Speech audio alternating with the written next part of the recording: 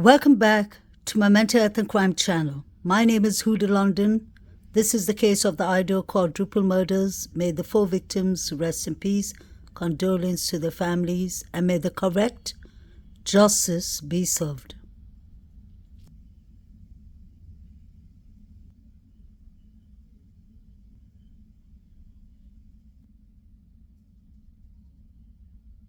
Oh, sorry, I'm Emma Epperly with this Books and Review. Hi. So there were other roommates who lived at that residence. Were the roommates home at the time of the attack? There was other people home at that time, but we're not just focusing just on them. We're focusing on everybody that may be coming and going from that residence. So since they were home, was it a hostage situation? No, it was not. And then they didn't call it into police, so were they injured? They were not injured, but like I said, we're still following up with everybody that could have been in that area. And how can you say it's a targeted attack if you don't have a suspect? Like I said, we take the totality of the situation. We try to make the best bit of information we can with everything that comes in, and then we make our decision off of that. So at this time, I'm not going to expand upon that. But like I've said, we do have a suspect out somewhere, and we are looking for that individual to solve this. Targeted attack. When an attack is targeted or incident is targeted, then usually I would assume that the law enforcement would already know who the suspect is, because they already know that it's a targeted incident. So I'm sure when law enforcement came to the crime scene, they must have seen something or some things in the crime scene that automatically made them understand that this is a targeted attack, because they kept on telling the public that to be aware, be safe, go in groups, lock your doors and windows, I guess. But they kept on telling the public, that they are safe. At the same time, Chief Fry says there is a suspect who's done these awful crimes somewhere. So this doesn't make sense at all, because usually when something is targeted, you know who the target is, unless they don't want to share it. There was so much misinformation at the beginning. Then we had the mayor himself saying this was a crime of passion. Later on, law enforcement wonders why the public spread rumors and speculations on social media, when actually the rumors and speculations are partly coming from them. The mayor is a professional person. He's a mayor. He's not supposed to be guessing if it's a crime of passion unless he was told that it was a crime of passion. And that's what I believe. If this was a crime of passion, it would make sense to me. Because I believe that a knife killing, trigger warning, is very personal. It's very intimate. You're coming face to face with the person. You're literally breathing on the person, or the person is breathing at you. And it's impossible for one person to have unlived 4 people without having any blood evidence there. Because we've heard before from all the experts, and that is common sense, is when somebody uses a sharp-edged weapon in such brutal, horrific attacks on 4 victims. Let's remember 4 victims, not 1, not 2, not 3, 4 victims. And if they're using the same blade, if they're using the same object, the same sharp object, it's going to be slippery on his hands or her hands. It's going to cut the person. The person is going to come into some kind of injuries unless they were well equipped. But even then, there should be some blood evidence besides a touch DNA from a knife sheath, the button of the knife sheath. We've heard that it was a horrific crime. So this doesn't make sense. That means the police knew who the target was from the start, who was targeted, and who the suspect or suspects were. I wonder if there was something written on the wall. The reason I say that is because before I used to think it was a rumor when people said that there was blood on the wall. But then we heard it from Fox News themselves. To clear it, I'm not saying that the murder weapon is back here, but primarily to make a determination if there's any physical evidence back here. Malta, this was a very gruesome murder scene, according to the medical examiner. According to the medical examiner, there was actually blood on the walls. And I can tell you, if we pan over, we're looking at the third story of this home. And as you look, these are the two sections where the bodies were supposed to have been found, on the second and third floor. Now, there were two cleared. I'm not saying that the murder weapon is back here, but primarily to make a determination if there's any physical evidence back here. Malta, this was a very gruesome murder scene, according to the medical examiner.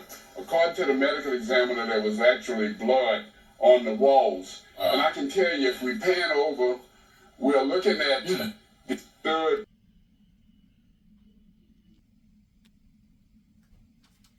Hi, Rachel Sun, Northwest Public Broadcasting. I just want to clarify something you said earlier. Over the past couple of days, the information that we've been getting is there's not a threat to the public. Then earlier I heard you say you can't be sure that there is no threat. I just want to clarify what your stance is on that at this time. So we still believe it's a targeted attack.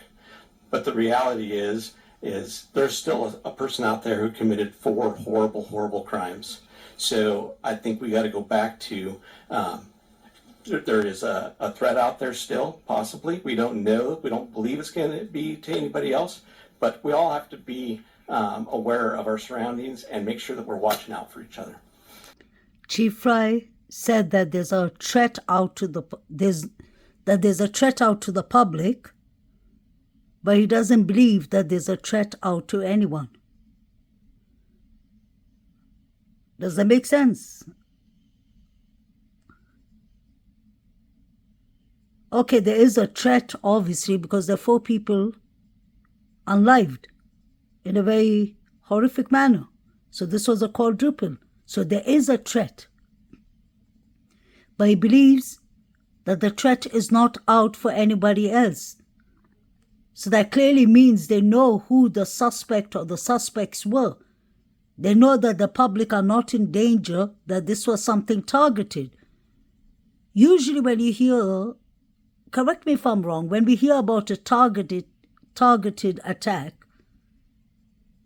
it specifies who the targets are, because you will see evidence or signs of maybe which of the victims got more injuries, which of the victims fought for their lives, or which of the victims was the first victim. And obviously you have to go further down in their past to see if these 4 victims, may they rest in peace, had beef with anyone, had issues with anyone, if there was threats passed to them before. Did someone maybe wanted to finish this quadruple murders on that specific day because that was the last chance they had of seeing Kaylee in the campus. Let's not forget, Kaylee is actually an important person in these quadruple murders because there was rumors of Kaylee having a stalker. We heard the shopkeeper, the vape shopkeeper, saying that the girls told him that they were looking after Kaylee and walking in groups because Kaylee has a stalker. So that is a possibility of someone being targeted. You already have a stalker. You already have somebody who has their eyes on you. So that is a very good motive. A stalker is a good motive. Then we have Kaylee and Jack D, who broke up 2 weeks before the quadruple murders allegedly. So Jack D and Kaylee were in a relationship. They broke up. They were in a long-time relationship, a couple of years. Kaylee was moving on. She was obviously going to take Murphy, the dog that they shared custody. Things were looking well for Kaylee. She was going to move to Austin, Texas. She had a job prepared for her. She had everything planned. She wanted to go to Europe for a couple of months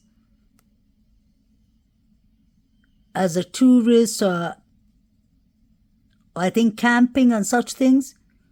So Kaylee had things going on. Then she bought herself the nice Land Rover. She wanted to show it off to Maddie and the other friends.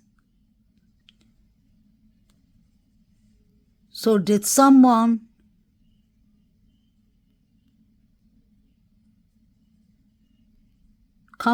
made this horrific decision to cut Kaylee's life short? Could that be possible? Is that what the mayor meant by crime of passion? Could that be possible? Then we have Eaton and Xana, who I believe always were the first two targets. People are very focused on Maddie and Kaylee, and many people were actually saying that Xana and Eaton were just unfortunately there, or they must have interrupted the killer. But I personally don't believe that, because the couple were in Sigma Chi fraternity party that night, and there was a fight that happened. That fight involved Eaton. That fight involved Xana. Xana got involved because she was protecting her man, her boyfriend. So what happened between 9:45 to 1:45 when it comes to Eaton and Xana? Did somebody follow them? Did a crowd follow them? Did something happen to them? Were they harmed on their way home?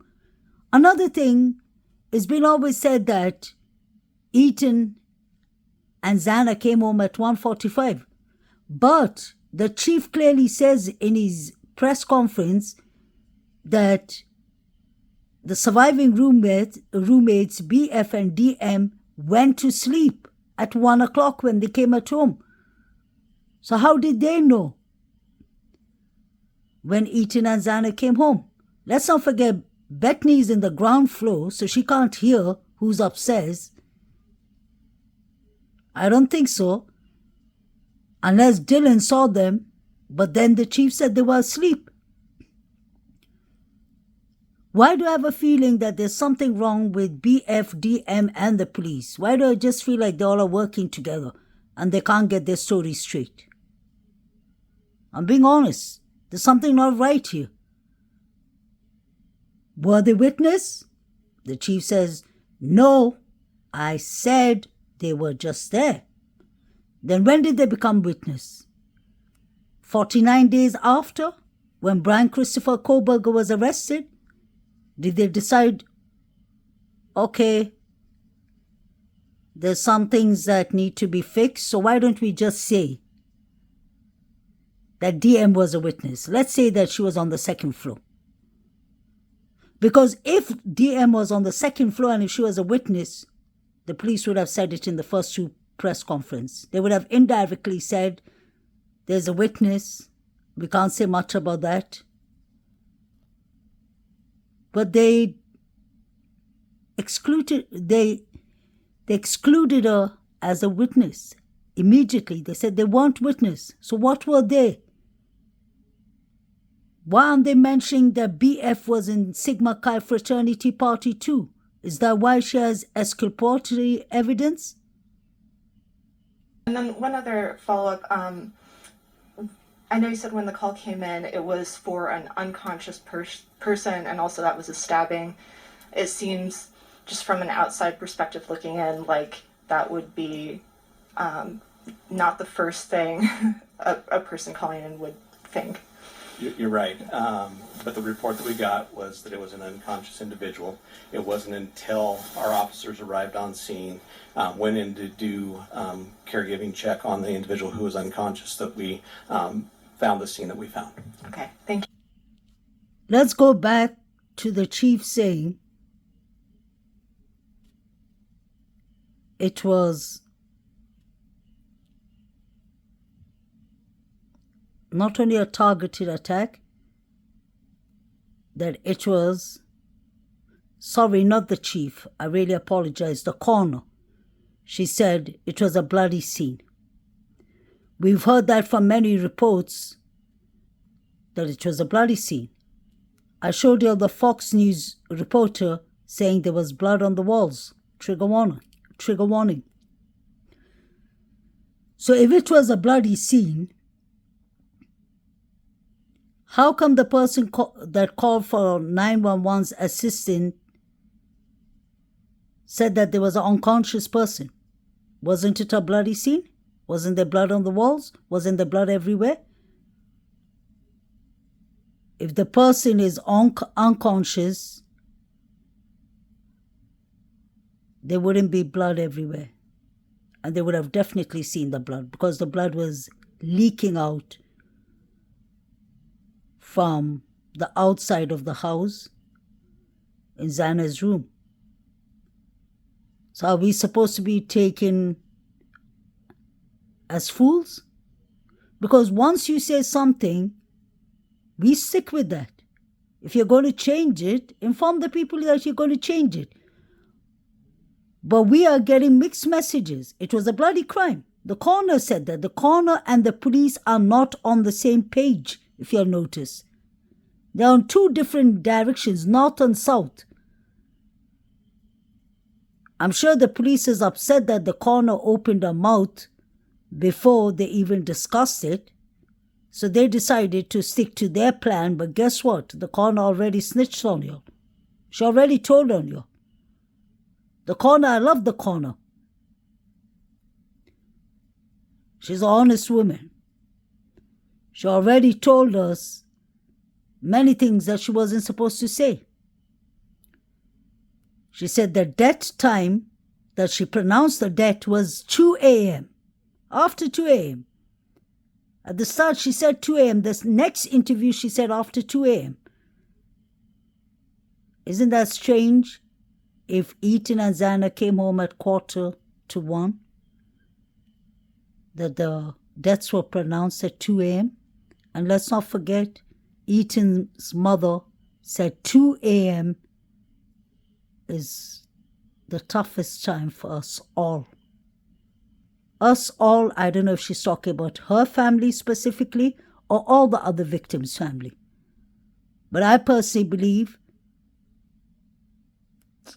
which is heartbreaking, that Ethan and Xana were unlived first. Somewhere before 2:25, 2:20 p.m. And I believe something happened to Maddie and Kaylee after 2:52. That was the last call made to Jack D. Jack D's alibi is he was sleeping. I can understand that. You can fall asleep, obviously. He had a long night out. He was in the corner club. But let's not forget, he was in the corner club at 1:35. The girls called him at 2:52. Is he trying to say that he fell asleep within 1 hour and 10 minutes when he was in the corner club? After the corner club? Jack D lives next to the girls. He doesn't live far from the girls. If he jumped out from his back window, nobody would know that. His roommate said he was sleeping upstairs. How would the roommate know when the roommate was sleeping downstairs? Could somebody have snatched Murphy when they let Murphy outside? Because we've heard on the Linda Lane footage, although we can't confirm if that is a right footage. But nothing in this case can be confirmed. And then later on, social media is being taken down and we get all the yelling and all the bad reputation for spreading rumors when the rumors came from Idaho, Moscow.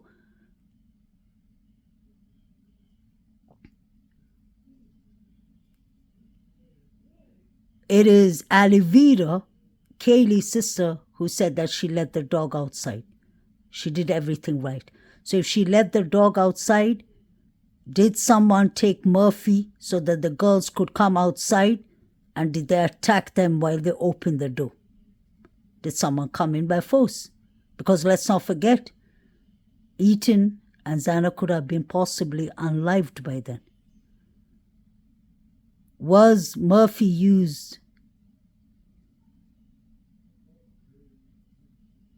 so that the killer could, or the killers could get inside?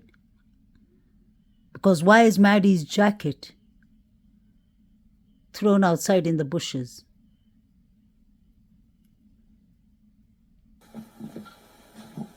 Hi, Heather Roberts with ABC News.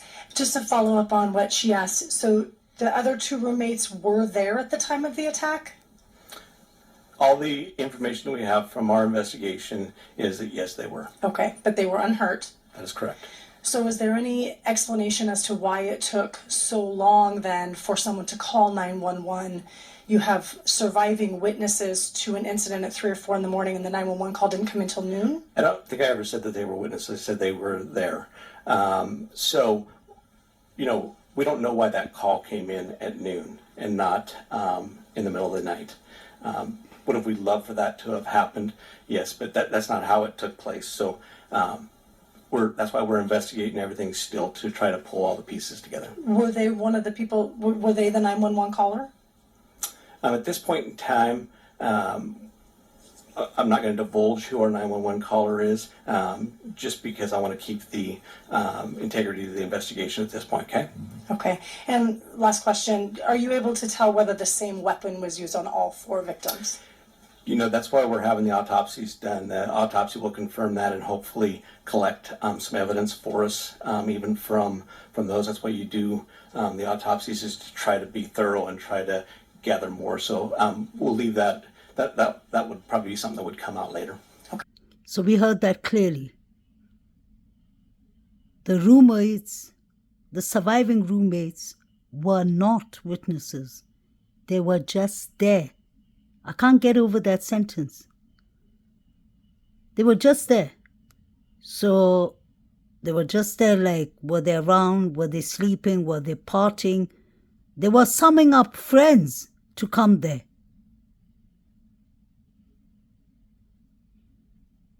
It took them 8 hours.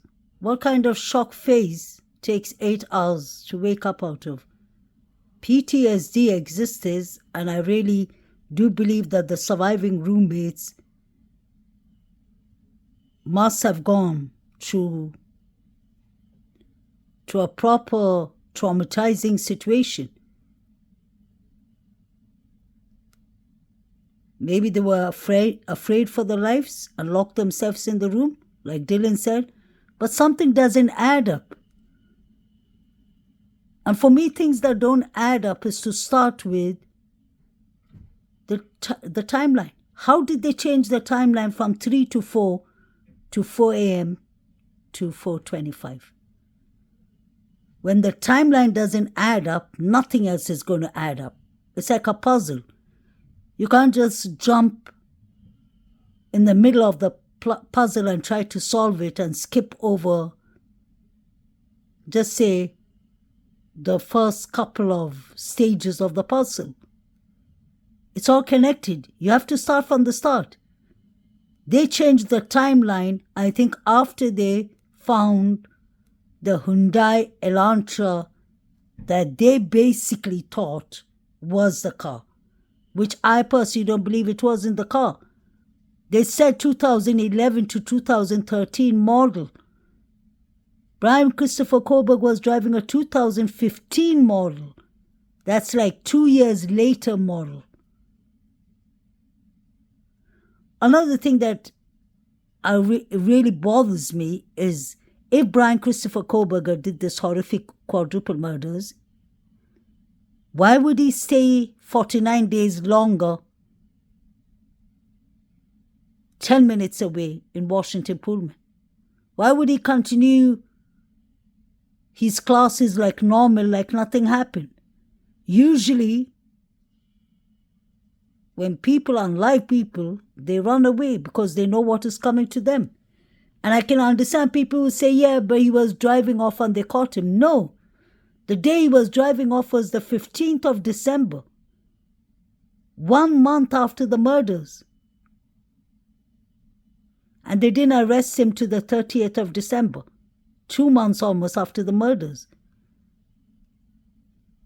So did they just fit in anything that is suitable for them in the affidavit? Was it professionally done? Because the crime scene was terribly done. They knew it was targeted because I personally believe something in the crime scene made them aware of that this is a targeted incident. Maybe they saw something written on the wall with blood. Maybe there was a note there. Maybe they understood it was not only targeted, it was a targeted crime, which was a crime of passion. Because the police said it was a targeted attack. And you have the mayor saying it was a crime of passion. Now put them two together and let's see what answers we get. For me, if I put crime of passion and targeted attack, I plus them together, it'll be 2. The reason I came to 2 is that it will be double jacks. One of the jacks could be per se involved. I per se believe that. Allegedly. The reason I say that is we have one jack where Kaylee left him. She ignored him. She ghosted him on Instagram. Let's not forget that. She was ignoring his messages. She was moving to Austin, Texas. He was ruled out the last.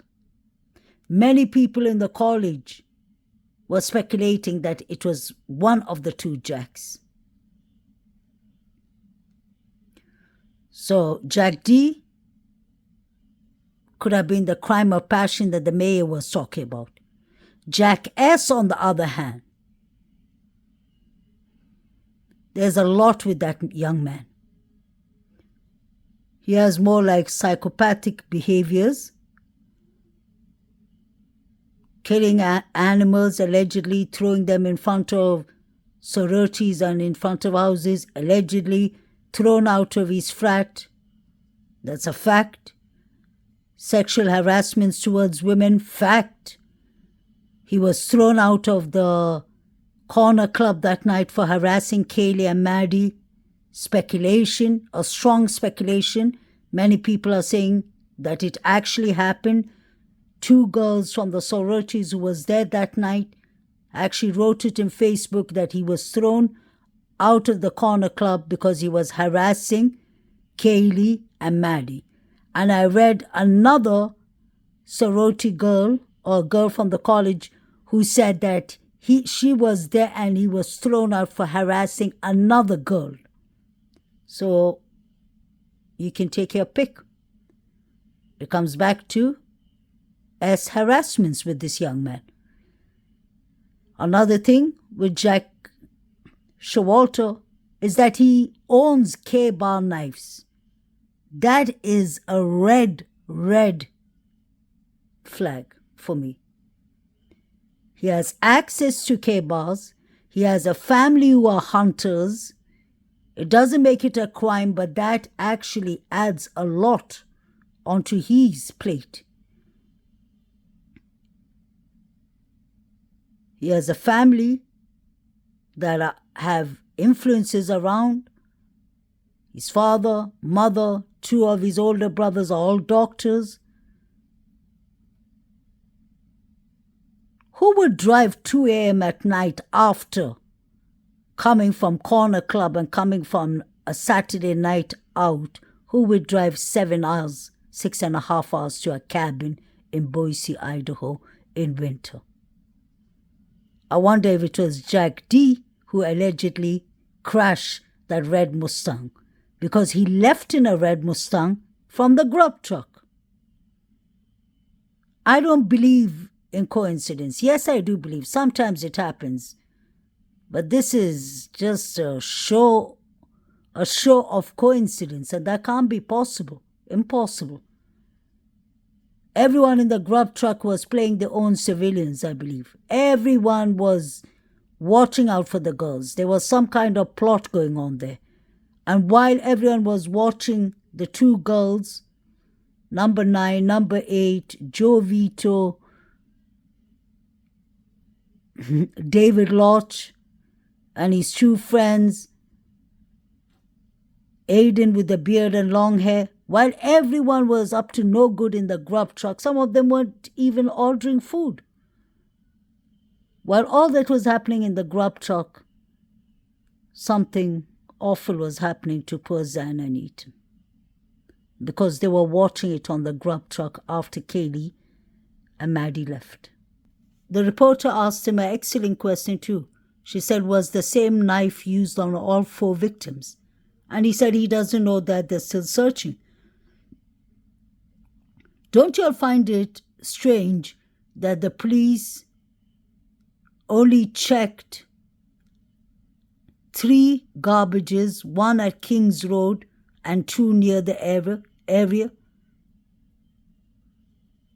Who would go do a quadruple murder and then just go and throw the knife somewhere around the dustbins? That's not going to happen. The person could have been a psychopathic person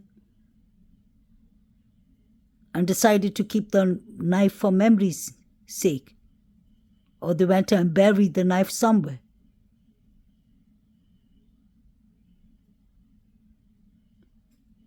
We don't even know what kind of knife was used besides a large knife.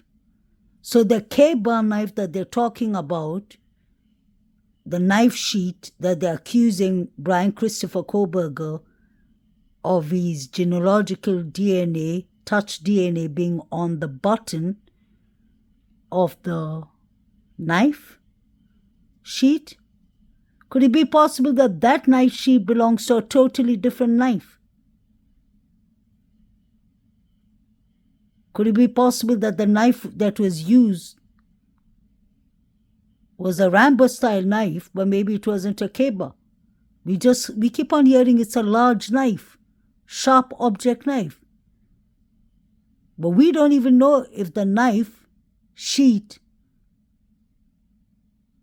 where the knife sheet belongs to, which knife it belongs to, because they don't have the knife in their possession. What if it was Jack D who did it? Sorry, Jack S who did it, and he took his K-bar knife along with him? Didn't he leave He left Idaho Mosque and drove to his parents' cabin. It could have been BK. It could have been Jack D.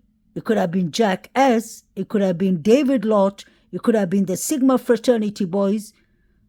There are so many suspects or people of interest. I need to be mindful, sorry. There are many people of interest. And I believe it's one or many of the college students who did it. Let's not forget, I've mentioned to you all before, Jack Showalter and Bethany Funk and Dylan have gone to the same high school, Boise High School, in Idaho. What makes us think they won't do favors for each other? I showed you the picture of Bethany Funk sitting on Jack S.'s lap. They were out in camping or something. So that could be her ex-boyfriend. Maybe that's the reason he spared her life. Maybe that's the reason, allegedly, that he spared Dylan's life too. He knew them from before. I always say somebody in the inside was involved, was working with them. Somebody let them know that when the girls came, somebody made sure to leave the door open, I personally believe. I haven't seen any, what's it called, food driver or, what were they called? Yeah, these drivers, these takeaway drivers, food takeaways. I didn't see any, I can't remember the word now, but you'll understand me. We didn't see anybody driving to the house besides allegedly a car that they say belongs to BK. I personally believe that the person who did these crimes, some came on foot and some came on a car. And the reason I say a car is you see that car at 3 a.m., you see the car's headlights shining in front of the girl's house. And I've showed you that many times. You can go back to the clips. That wasn't a clip I made. That was a clip that was on the news. It was on News Nation, many channels. And now if you try to go and search them, you won't even find them. Isn't that strange?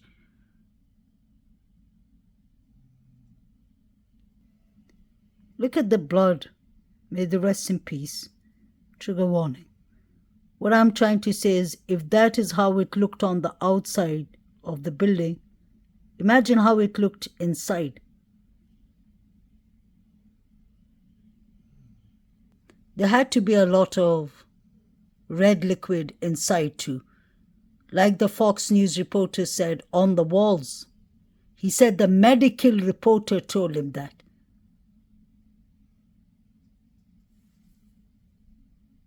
So if there was blood on the walls, why were the roommates speculating that there was an unconscious person? This was Ethan's mother who wrote this in the beginning on her Facebook. We spent the last 8 weeks, besides the obvious, focused on Maisie and Hunter. Cards, chalks, walks, hikes, tears, you name it. Yesterday we successfully dropped them off back at the University of Idaho. Hunter was very glad to be back at the fraternity and Maisie was warming up to the idea. But it was so good to hear all the girls squeal and delight upon seeing her. It did this mama's heart good to hear it. The support from the University of Idaho, Moscow Police Department, ISP, has been profound. Maisie and Hunter are rock stars, and we couldn't be more proud of them. Their job now is just to be kids. Start where they left off. Keep goals and aspirations in mind. For an update, anything we, Eaton, had is now frozen with the defense. For us, it involves 2 vehicles, Eaton's belongings, and a nice set of golf clubs. So all of those things are frozen. We've met with prosecutors, handled media inquiries, hopefully respectfully, managed, grieved, talked, and continue to try and process our new normal. However, nothing has changed. We spend no time being angry. That would be energy not well spent, and it still wouldn't change the outcome. That's true. We have to look ahead.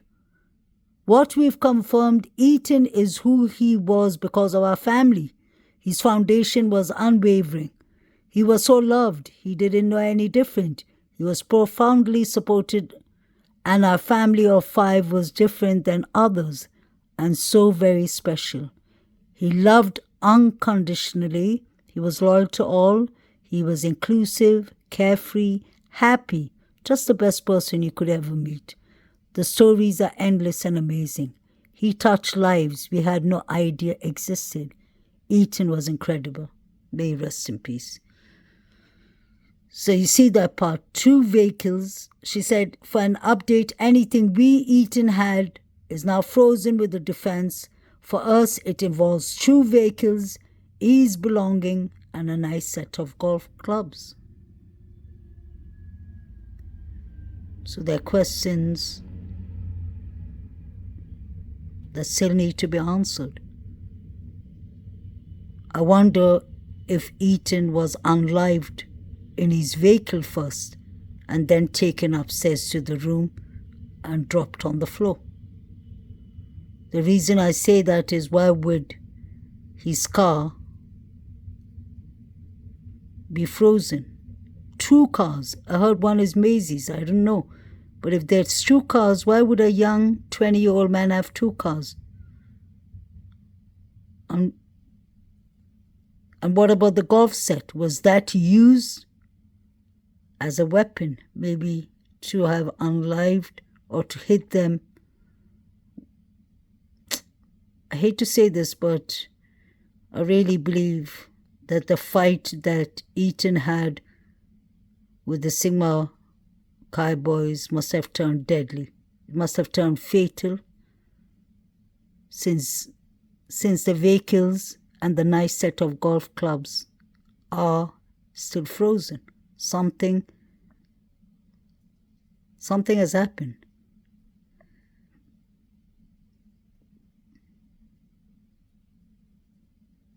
Something has happened that involves these items.